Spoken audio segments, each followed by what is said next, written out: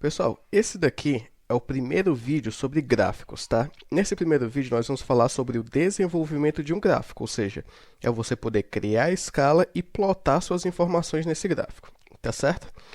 Então, a primeira coisa que a gente tem que fazer é escolher os eixos. Para isso, a gente tem que falar sobre variável independente e variável dependente. No caso, a variável independente é aquela que variamos e temos controle. É a variável a qual atuamos. E, normalmente, ela é colocada no eixo horizontal, né? Que normalmente é chamado de eixo X ou eixo das abscissas. A variável dependente é aquela que queremos medir e saber como foi influenciada pela variável dependente. Deve ser colocada no eixo vertical, que normalmente é chamado de eixo Y ou eixo das ordenadas. Agora, falar um pouco sobre a escala, tá? A escala é basicamente a alma do nosso gráfico, tá bom? Para que o gráfico apresente o máximo de informações, deve-se reservar o máximo de espaço para os dados em análise. Isso quer dizer que o ponto inicial do eixo ele deve ser o valor mínimo e o ponto final do eixo tem que ser o valor máximo daqueles dados que estamos analisando. Caso você precise arredondar para tornar o seu gráfico visualmente menos poluído ou mais bonito, você tenta sempre colocar eles os mais próximos possível. E em caso de arredondamentos, sempre a gente arredonda os valores do mínimo para baixo e do máximo para cima. Vou pegar aqui um exemplo para a gente poder trabalhar um pouco esse gráfico e poder ver como podemos montar um gráfico da forma correta.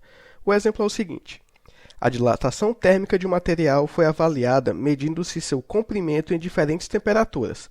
A tabela abaixo apresenta os valores obtidos. Então, temos aí nessa tabela a função do comprimento em centímetros, em função da temperatura que está em graus Celsius. Podemos ver que, à medida que aumentamos a temperatura, aumentamos também o comprimento. E isso é um efeito da dilatação térmica.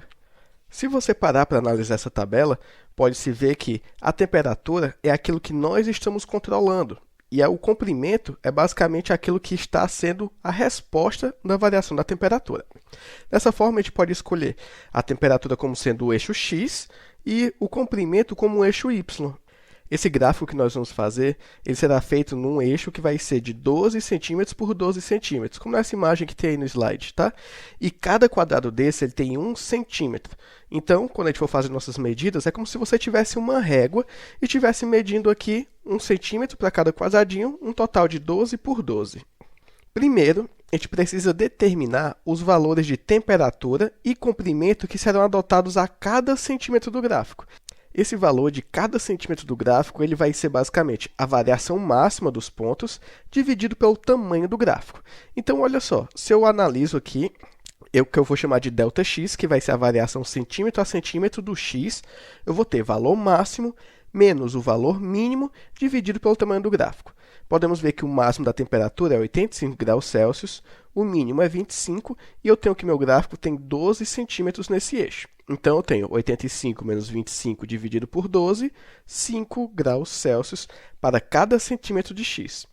Para o eixo y, eu vou fazer semelhante, só que aqui eu vou observar os valores máximo e mínimo para esse eixo.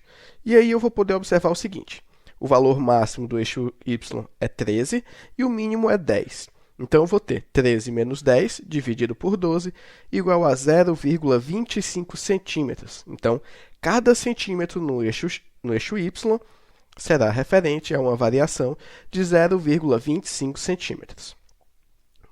Olha só o que foi que eu fiz aqui. Eu coloquei em cada ponto, em cada centímetro, um quadradinho. No caso do eixo X, coloquei em rosa e no eixo Y em verde, para a gente poder ir acompanhando a evolução desse gráfico, tá? O primeiro passo é: adicione o primeiro e o último valor da escala. Afinal, eles são o máximo e o mínimo. Então, você pode ver aqui que o primeiro valor, lá como se fosse na origem do meu eixo X, eu coloquei 25. Afinal, meu mínimo de temperatura é 25 graus Celsius. E lá no máximo eu coloquei 85. No caso do comprimento, lá na origem eu coloquei 10 centímetros e no final do gráfico 13. Note que eu fazendo isso eu aproveito ao máximo o espaço do gráfico e assim eu consigo ter mais informações nesse espaço.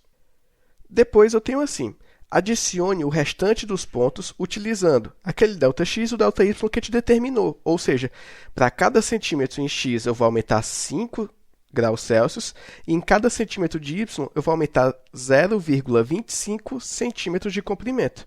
Então, você pode ver, por exemplo, na origem eu tenho 25 graus Celsius no eixo X, mas 1 centímetro à frente a temperatura já é 30 graus Celsius. 2 centímetros à frente, 35 graus Celsius.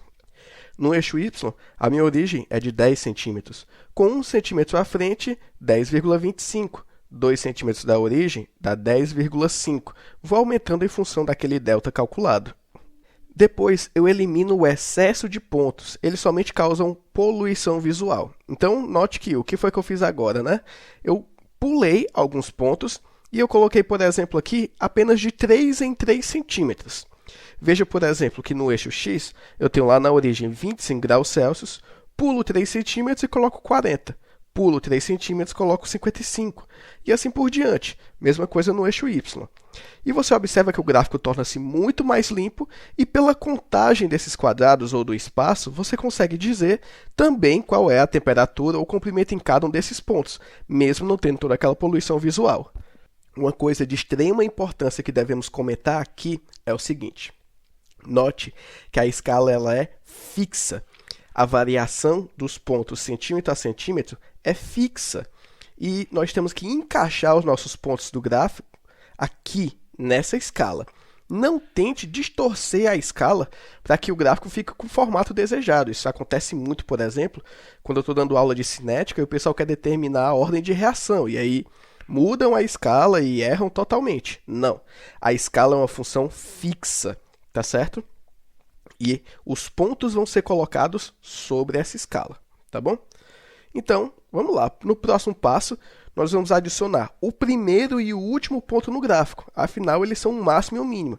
Então, você nota que lá na origem, em 25 graus Celsius e 10 centímetros de comprimento, eu já tenho um ponto. Assim como lá no final do gráfico, né, na face superior direita, eu tenho em 85 graus Celsius o comprimento de 13 centímetros. Veja que eu usei toda a amplitude do meu espaço do gráfico. Após isso, eu tenho que identificar qual vai ser a posição desses outros pontos que vão ficar no gráfico, né? Afinal, a escala é fixa, os pontos é que se adequam a ela. E para determinar a posição dos pontos, nós podemos utilizar essa relação aqui, ó. A distância que eu vou ter, ou a posição no eixo X, ele vai ser igual, por exemplo, a variação da temperatura dividido pelo meu ΔX. Tá certo? ΔX é aquele ponto que nós calculamos lá no começo, que foi de 5 graus Celsius. Para o y, podemos fazer aqui a variação do comprimento dividido pelo ΔY, que como nós calculamos lá anteriormente, foi de 0,25 centímetros. E que variação é essa? Ora, é a variação do ponto que você deseja encontrar menos o da origem. Então, olha só o exemplo. Se eu pego, por exemplo, o ponto onde eu tenho a temperatura de 35 graus Celsius e o comprimento de 10,2 centímetros. Para poder encontrar a posição desse ponto no meu eixo X, eu vou calcular 35 menos 25 dividido por 5, ou seja, o ponto que eu quero encontrar menos a origem dividido pela minha variação. E eu vejo que x é igual a 2 centímetros, ou seja, esse valor aqui, esse ponto, ele vai estar a 2 centímetros distante da origem no ponto x, no eixo x. No caso do y, eu vou ter a concentração menos a concentração inicial dividido pela variação de y, que vai me dar 10,2 menos 10 dividido por 0,25. Esse y vai ser igual a 0,8 centímetros. Então, você nota que, em termos de y, ele vai estar menos do que 1 centímetro acima. Olha só onde ficou a posição desse ponto, né? Você pode ver aí que ele está como um x em 2 centímetros deslocado no eixo x e 0,8 centímetros no eixo y, tá certo? Eu posso aplicar essa relação para todos os pontos e criar uma nova tabela, por exemplo, em função do deslocamento de x e y. E aí você vai ver que no eixo x, eu tenho variações de 2 em 2 centímetros. Já no eixo y, essa variação não é constante. Então, eu posso dizer que meu gráfico não será linear, tá certo? Quando você analisa essa tabela, você pode pegar uma régua, ou no caso, como eu já coloquei uma grade aqui, dá para você ter uma noção do espaço, e você pode colocar esses pontos dentro do seu gráfico. E aí você vai obter um gráfico como esse daqui que eu coloquei, ó.